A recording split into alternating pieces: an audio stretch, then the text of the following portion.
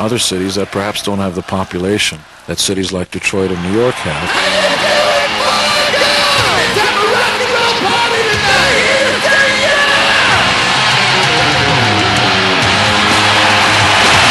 There's an idea that if you're a fan, you shouldn't have to drive 5 hours to see your favorite band. You have made us the #1 band in the state. We salute you!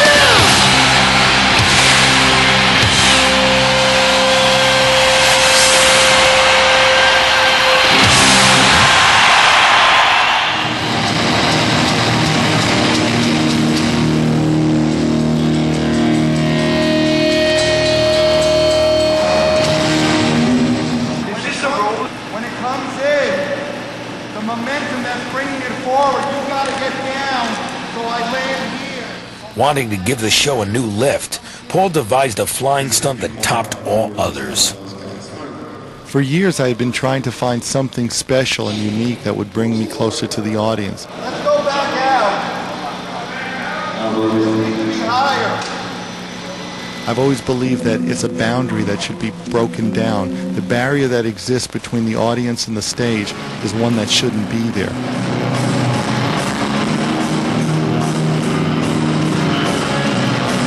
We really all are one.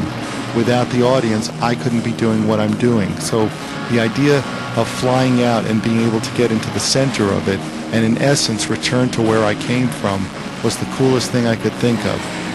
I used to be in the audience. I was the fan. I saw the band on stage. Now I'm on stage. I want to come back and say hi to everybody.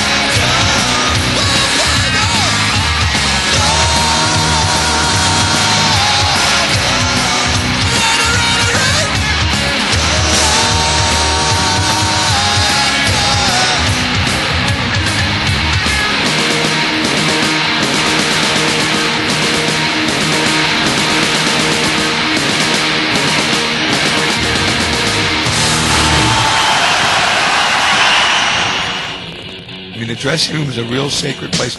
We got our Superman curtain up that we've had all our lives. We don't allow anybody in. No one knows what the Superman curtain is. When we get ready prior to the show, there's pros and cons. Number one, we never get a chance to see the opening act because we have to start putting makeup on 2 hours before we perform on stage. But when I really think about it, you could compare it to, like, you know, women in a beauty salon sitting in their hair dry, you know, the way they gab. It's the same kind of thing. We listen to the same music. We'll talk about things that have been going on. We'll talk about the last show. It's a time for us to really bond before we go out on stage. If Elvis Costello gets together with ABBA? ABBA and Costello? ABBA and Costello. One night it's oldies but goodies night. Then one night it's R&B. Then it's jazz. Then we all have our opinions of who's doing what.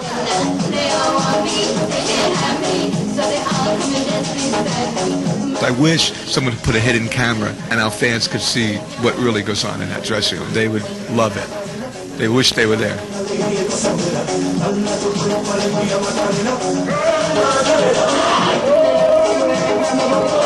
No, I'm testing on my friend. He won't let me. Yes, he will. Just take a bite. You don't even have to chew. What'd you do to it? Look at it. He's got that look. It's so obvious. Worked hard on that fucking French fry. Where is it? You think this was easy? Oh! pacing of the tour was hard. The Second Cities tour was the toughest for me. I developed carpal problems with my arms. It was tough for me. All of a sudden, I would look at our itinerary, and all the days that were off just started disappearing because we would sell out shows, and they started adding second shows. So basically, we were doing 5 to 6 shows a week. I know sometimes we bit off more than we could chew, but the tour went on and we got through it. Fucking bastard.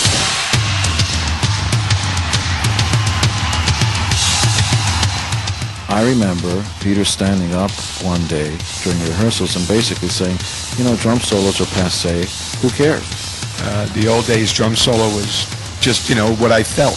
Whatever mood I was in that night, that's how I played. We had to make this like no other drum solo.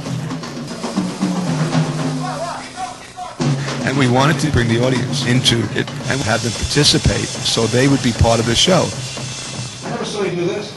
Back. You never did that! That's cool. Came It up was with so something new today. It was great. It's just happening. It's great. It was so natural for you to go. The drummer's trying to show off and show you how well he plays. It's boring time. Nobody wants to see a show off. On the other hand, tribal drums are exciting. They make everybody wow. And so that was the basic vibe. Peter was working particularly hard, probably hardest of all, and it really showed in the end. Freeze. We got it. Now it's easy.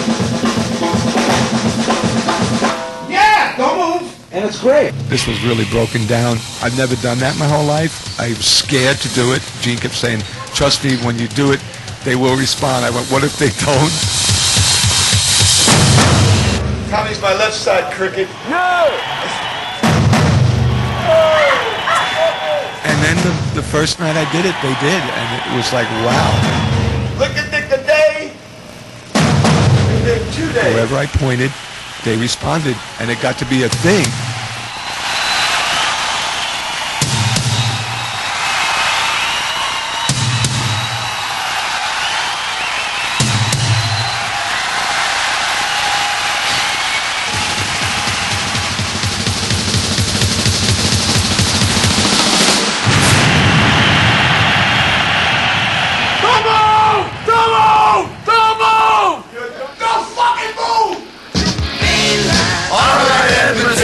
It's time to kick ass! Losers. We all say it? Everybody do one. No, we all do it together. Together? Yeah, we'll say it. Everybody wear Kiss. 1, Yeah, they know we're kids. Hey, Edmonton! Are you ready to rock and roll all night? As the Lost Cities leg pushed forward, a record was broken at the St. Paul Civic Center for 3 consecutive sold-out nights.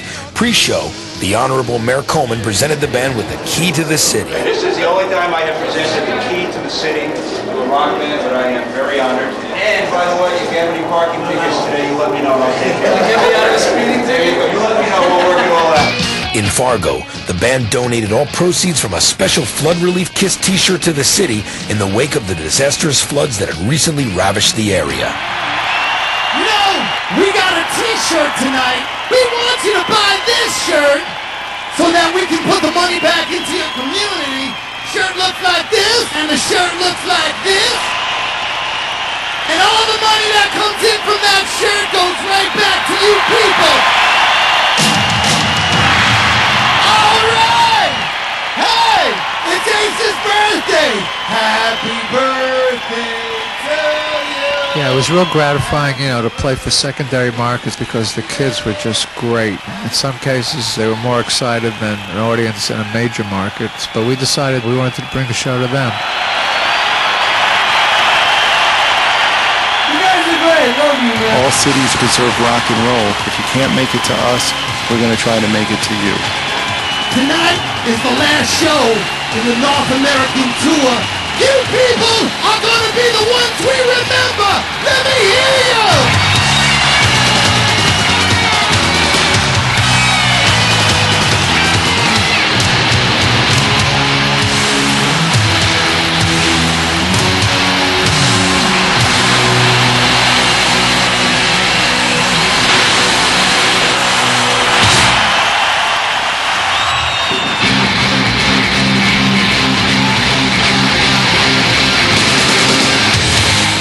outdoor stadiums in Germany to the Eastern European cities of Prague, Belgrade, and Budapest, KISS returned to Europe for a final 2-month siege of jam-packed shows.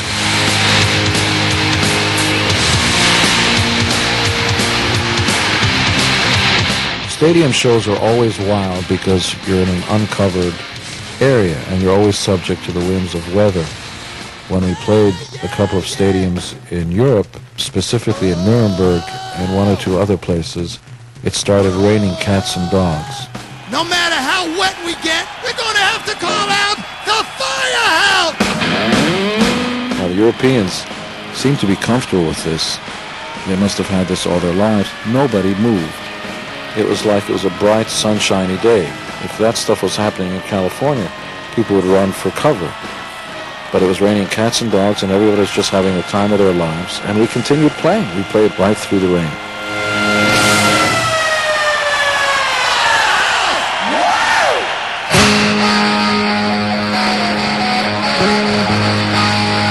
Whiskey? Yes? In America? Yes. Gene, what do you say about the mountains outside? Fantastic. It's wonderful the mountains were there, because then Hitler couldn't go with Switzerland.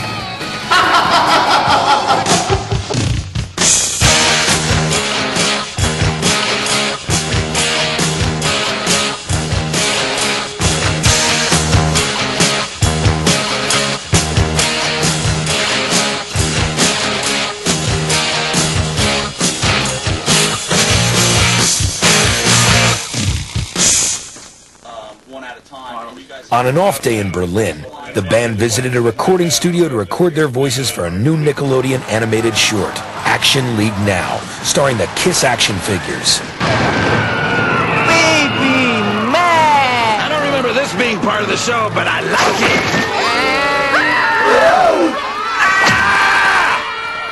Help! Oh no! It's teasing! My makeup! Is this the final stop on the KISS tour? Will the loudest band in the land be silenced forever? Not if I can help it.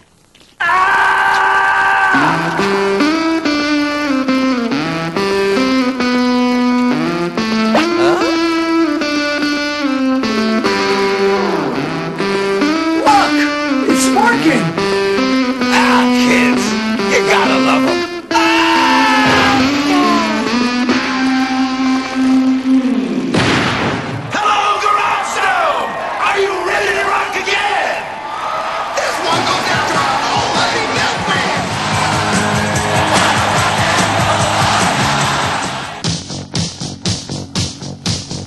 With the end of the tour near, KISS returned to London by invitation for a press conference at London's Rock Circus Museum, where the band's handprints were cast in plaster to commemorate their historic career of almost 3 decades.